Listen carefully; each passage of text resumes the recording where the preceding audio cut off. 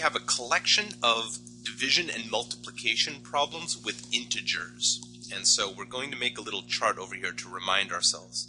When we multiply or divide, and you happen to use positives and negatives, then the results of that multiplication, if you take positive times positive, or positive divided by positive, you'll get positive. Positive and negative combine to become a negative. Positive and negative combine to be a negative.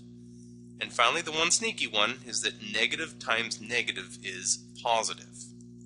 And a couple ways to remember that are not licking toads means you are licking toads. Thank you to The Simpsons for that reference. Or to just think of a double negative becoming a positive, or two negative signs creating a positive, because a negative really means to flip over zero. So if you take a number and you reflect it over zero, like for example 1, and then you flip it over 0, you get the number -1. So double negative would mean flipping right back to the original 1. So you can see that the double negative becomes a positive. Okay, at any rate, let's just perform these multiplications now. So assuming some knowledge with the times tables, or through those operations, 18 divided by 6 is just 3. So the answer to this problem is going to be 3. Is it positive or is it negative? Well, notice we have a negative and a positive. So in our chart, we go negative, positive, and that would tell us that the result would be a negative. So the answer to the first problem would be -3.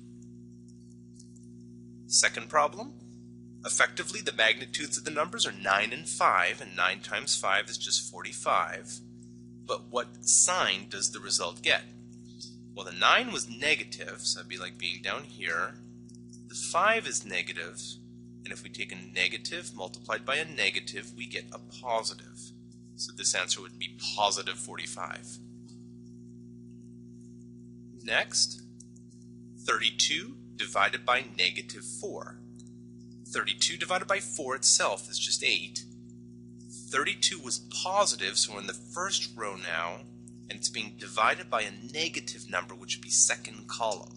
So first row, second column indicates we need a negative sign here, and we get the answer of -8. So now, without the chart, but you can pause and you memorize the chart or write it on scratch paper if you'd like. Why don't you try doing this set of 3 numbers? This set of 3 arithmetic problems. Okay, assuming you took a shot at this on your own, 6 times 2 would be 12. A negative times a negative is a positive. So the final answer is 12.